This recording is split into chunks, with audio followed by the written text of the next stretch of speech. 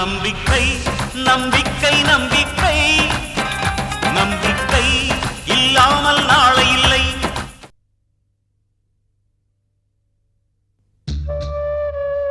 ஜெயந்தி,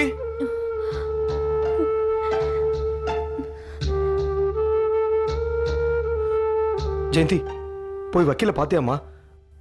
வசந்த் அவர் வெளில எடுக்கிறதுக்கு ஏதாவது ஏற்பாடு பண்ணிருக்காரா? 2-3 நாளுக்குள்ள கேஸே இல்லாம பண்ணிடுறேன்னு சொன்னார, ஏதாவது செஞ்சாரம்மா? அந்த வக்கீல் பெரிய ஆள்னு எல்லாரும் பேசிக்கிறாங்க. நிச்சயமா வசந்த் மேல இருக்க கேஸ அவர் ஒண்ணும் இல்லாம பண்ணிடுவாருமா? அண்ணா, நாம ஏமாந்துட்டோம்னா? ஜெயந்தி, என்னம்மா சொல்ற? ஆமா அண்ணா, அந்த ஆளு கிரிமினல் லாயர் இல்ல, கிரிமினல், பெரிய கிரிமினல். கேஸ் விஷயமா அவரை நான் பார்க்க போயிருந்தேன். மேலும் 50,000 ரூபாய் கொடுத்தாதான் தொடர்ந்து கேஸ் நடத்துவேன்னு சொல்லிட்டாருண்ணா. என்னம்மா, ஏற்கனவே அவர்கிட்ட 50,000 ரூபாய் கொடுத்துருக்கோம். இன்னும் ஒரு நாள் கூட கோர்ட்டுக்கு வரல. அதுக்குள்ள எதுக்குமா அவருக்கு பணம்? முதல் நாள் அந்த ஆளு நம்ம கிட்ட பேசினதுக்கும் இன்னைக்கு என்கிட்ட பேசினதுக்கும் சம்பந்தமே இல்லைண்ணா. அந்த ஆளு இந்த கேஸை எடுத்து நடத்த மாட்டார் போல இருக்கு. நீ என்னம்மா சொல்ற? நீ சொல்றதுல உண்மையா? ஆமாண்ணா, காலையில வக்கீல பார்த்துட்டு வந்ததுல இருந்து எனக்கு என்ன பண்றதுன்னு ஒண்ணுமே புரியல.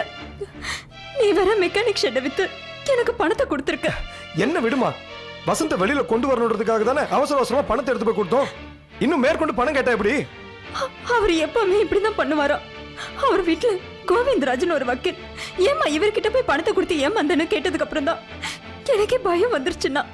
நீ ஒன்னும் கவலைப்படாதம்மா, நாமளே எல்லாத்தையும் தொலைச்சிட்டு இப்ப கவலையில இருக்கோம். அந்த வக்கீல் மட்டும் நம்மளை ஏமாத்தணும்னு நினைச்சானா அவனை உயிரோடவே விட மாட்டோமா. நம்ம என்னன்னு பார்த்துட்டு வரேன். அண்ணா, அதெல்லாம் ஒண்ணு வேண்டாண்ணா. நீ கோவத்துல இப்ப அங்க போக வேண்டாம். யாராவது பெரியவங்களை வச்சு பேசிக்கலாம். நம்ம பணமா? நீ ஒன்னும் பயப்படாதம்மா, நான் போய் பார்த்துட்டு வரேன்.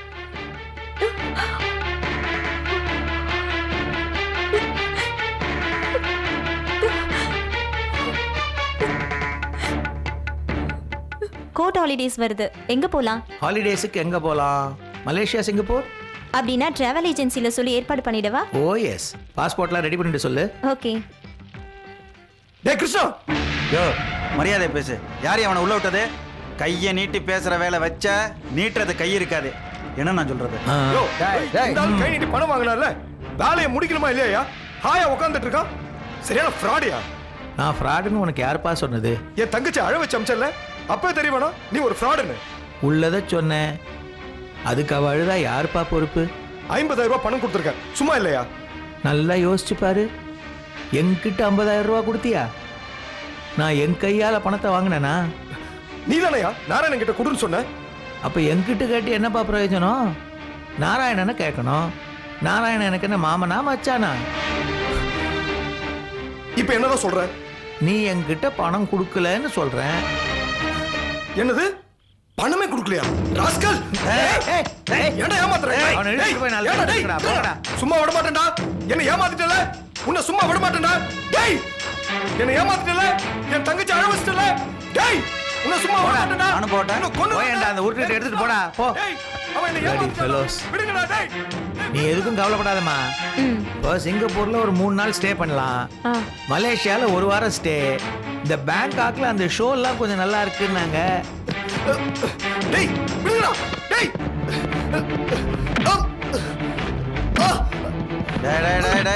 இந்தாடா புர்ற. இந்த கையை நீட்டித்தானே பேசுனேன். இனிமே இந்த கை இருந்தா தான்றா நீட்டுவ.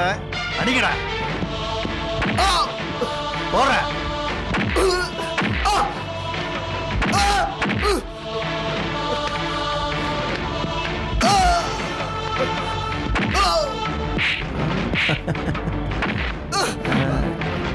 ஒரு 50,000 ரூபா கொடுத்ததுக்கு இந்த அலும்பு அலும்புறானே.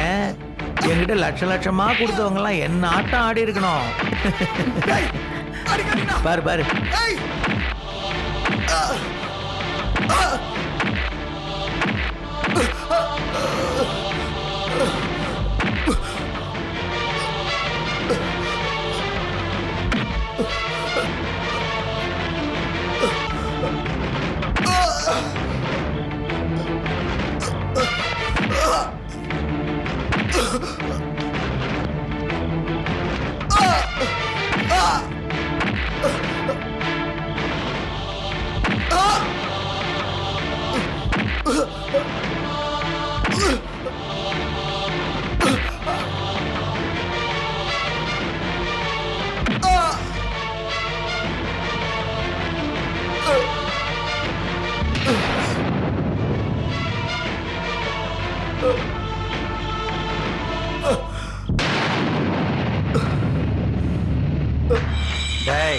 நெட்டையன் மயங்கி விழுந்துட்டான்டா.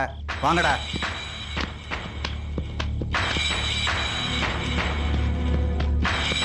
சார் அடிச்ச அடியில் மயங்கிட்டான் சார். அப்படியா? பின்ன என்ன, இந்த கிருஷ்ணா மேலே கையை வச்சு அவனுக்கு என்ன வெல்வெட் துணியில் பொன்னாட போத்துவாங்களா? போங்கடா, போய் அவனை எங்கேயாவது தெருக்கோடில் போட்டு வாங்க. போங்க. சரிங்க சார். ஒரு நிமிஷம் பேபி, நீ அவங்களோட போ. சொதப்பிட போகிறானுங்க. பொண்ணுக்குன்னு போட்டாலும் போட்டுருவானுங்க. ம்.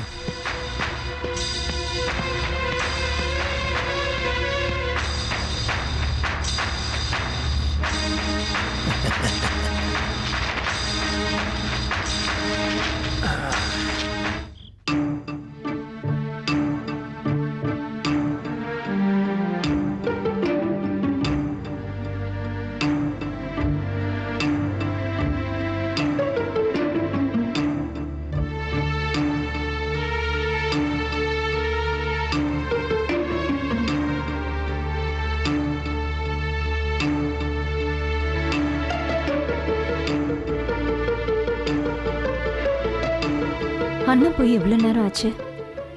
இன்னும் வரலையே. என்ன ஆச்சு?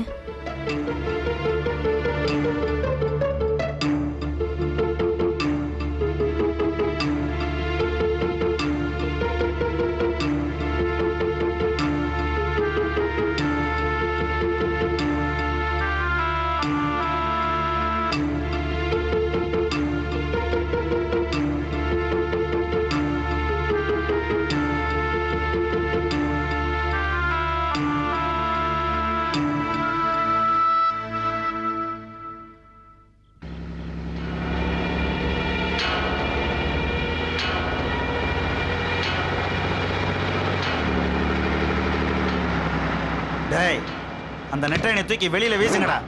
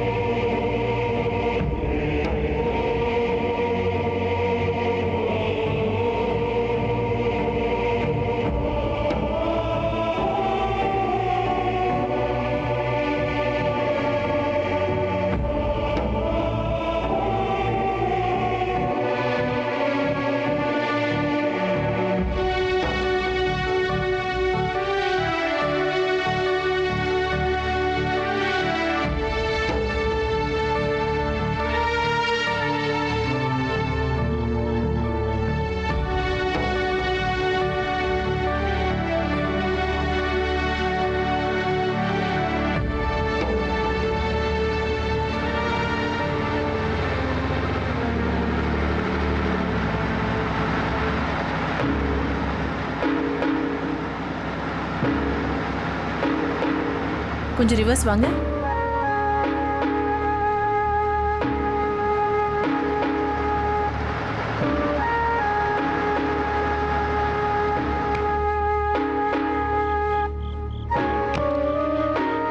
My God. முத்து கொஞ்சம் இப்படி வாங்க. இவர் கொஞ்சம் தூக்குங்க.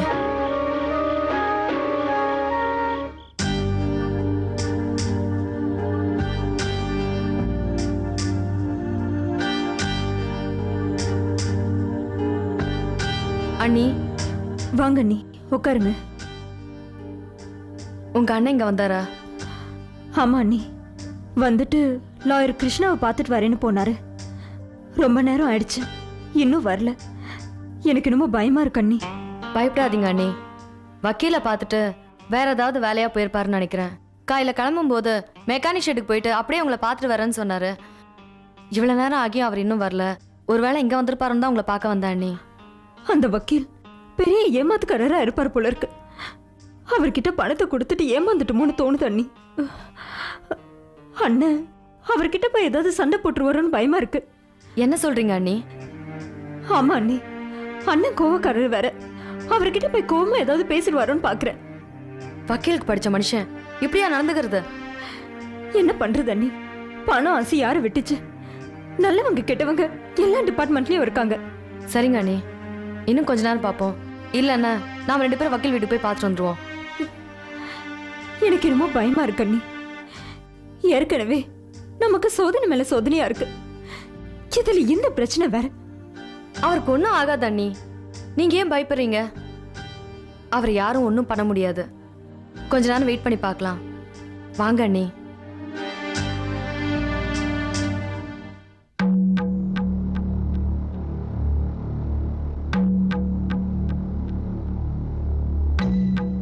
பேஷண்டோட டீட்டெயில்ஸ் ஏதாவது தெரிஞ்சுதாமா? சட்டப்பையில பேரும் அட்ரஸும் இருந்துச்சு. இவர்தான் பிரேமான்னு தெரியல. இருந்தாலும் வார்ட் பாய் பாஸ்கரை விட்டு வீட்டுக்கு இன்ஃபார்ம் பண்ண சொல்லியிருக்கேன். சரிம்மா, பெயின் கில்லர் இன்ஜெக்ஷன் இதோட போதும், ஸ்டாப் பண்ணிடலாம். Okay madam. டாக்டர், இவருக்கு எப்போ கான்ஷியஸ் வரும்? காயங்களை பார்த்தா யாரோ அடிச்சு போட்டிருக்கிற மாதிரி தெரியுது. எப்படியும் இன்னும் 1 or 2 ஹவர்ஸ்ல கான்ஷியஸ் வந்துடும். அதுக்கப்புறம் விசாரிச்சுக்கலாம். இவர் ஜாக்கிரதையா பாத்துக்கங்க. Okay doctor.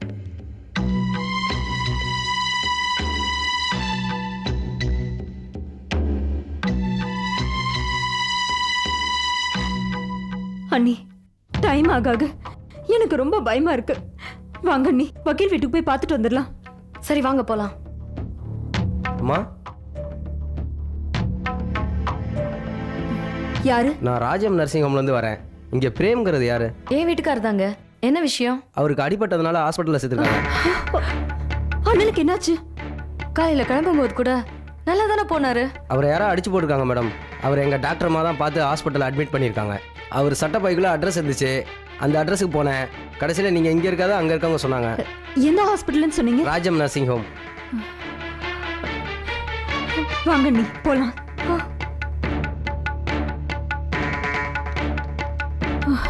எக்ஸ்கியூஸ் மீ, இங்க பிரேமங்கிற பேஷண்ட். அடிப்பட்ட பேஷண்டா? அந்த ரூம்ல இருக்காரு. தேங்க்யூ.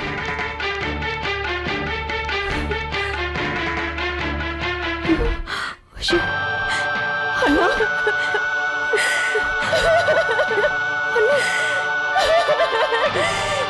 என்னாச்சுங்க உங்களுக்கு?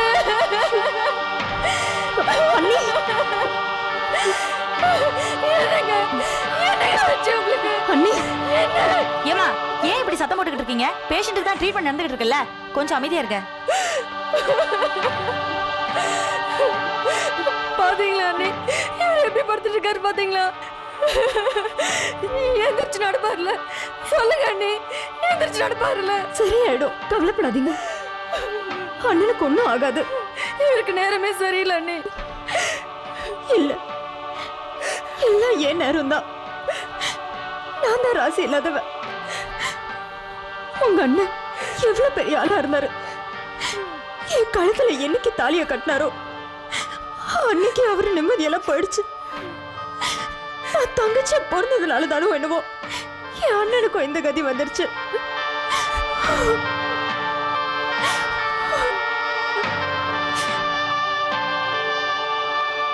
Doctor Ranganayaki here. சொல்லுங்க. அப்படியா? கூட்டிட்டு வாங்க. யா, ஈவினிங் டைம்ல கூட்டிட்டு வாங்க. ஓகே. டாக்டர், இவங்க பிரேமோட தங்கச்சி.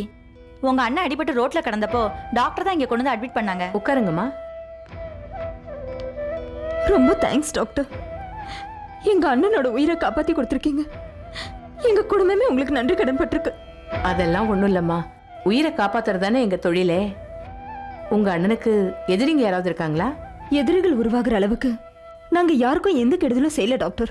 உங்க அண்ணன் தலையில 8 தையல் போடுற அளவுக்கு அடிபட்டிருக்கு. யாரோ அவரை கட்டையால அடிச்சிருக்காங்கன்னு நினைக்கிறேன். அதனாலதான் அப்படி கேட்டேன். ஒரு படுபாவி எங்களை ஏமாத்திட்டான் டாக்டர். அதை தட்டி கேட்க போறேன்னு தான் எங்க அண்ணன் போனாரு. அவங்களாலதான் இவருக்கு இப்படி ஆயிருக்கும் போல இருக்கு. யாருமா அது? எந்த பிரச்சனையா இருந்தாலும் பேசி தீர்த்துக்காம அடிதடியில் தீர்த்துக்கலாம்னு நினைக்கிறவங்க? Criminal lawyer Krishna. அந்த ஆளு உண்மையிலேயே கிரிமினல் போல இருக்கு டாக்டர். கிருஷ்ணாவா? அந்த வக்கீலுக்கும் உங்களுக்கும் என்னமா சம்பந்தம்? 10 லட்சம் ரூபாய் மோசடி கேஸ்ல என் புருஷனை போலீஸ் அரெஸ்ட் பண்ணிட்டாங்க. அவர் இப்ப ஜெயில இருக்காரு. என் புருஷன் மேல எந்த தப்பும் இல்ல. நியாயமா அவரை காப்பாத்தணுங்கிறதுக்காக வக்கீல் கிருஷ்ணாவை போய் பார்த்தோம். கேஸ நடத்தணுங்கிறதுக்காக முதலே 50,000 ரூபாய் வாங்கிட்டாரு. நான் மறுபடியும் அவரை போய் பார்க்கும்போது இன்னொரு 50,000 ரூபாய் கொடுத்தாதான் கேஸ நடத்துவேன்னு சொல்லிட்டாரு. அவ்வளவு பணத்துக்கு நாங்க எங்க போவோம்?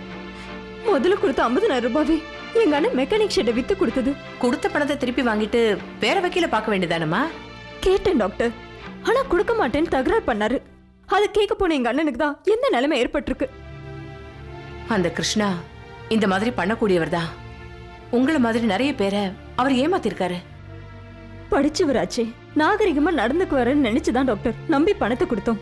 இன்னைக்கு அதிகம் தப்பு பண்றவங்களே அதிகம் படிச்சவங்க தாம்மா. இப்பெல்லாம் ஜெயிலுக்கு போயிட்டு வர்றதே ஒரு ஸ்டேட்டஸ் சிம்பிள் ஆயிடுச்சு. கிருஷ்ணா மாதிரி ஒரு கிரிமினல் லாயர் கிட்ட நீங்க ரொம்ப கேர்ஃபுல்லா இருக்கணும். என் புருஷனை எப்படியாவது காப்பாத்தி கொடுத்துருவாருன்னு நம்பிதான் டாக்டர் அவர்கிட்ட பணத்தை கொடுத்தோம். இப்ப அந்த பணத்தை எப்படி திருப்பி வாங்குறதுன்னே தெரியல டாக்டர். மிஸ்டர் கிருஷ்ணாக்கு பணபலம், ஆள் பலம் எல்லாமே இருக்குமா. அவர்தான் உங்க அண்ணனை அடிச்சிருப்பாருன்னு நினைக்கிறேன். இவ்வளவு செல்வாக்கோட இருக்கிற மனுஷனை நாங்க என்ன டாக்டர் பண்ண முடியும்? தெய்வம் தான் அவனை கேட்கணும். தெய்வம் கேட்கறது இருக்கட்டும், நீயும் கேட்கலாமா? சட்டம் எல்லாருக்கும் பொதுதானே? எப்படி டாக்டர்?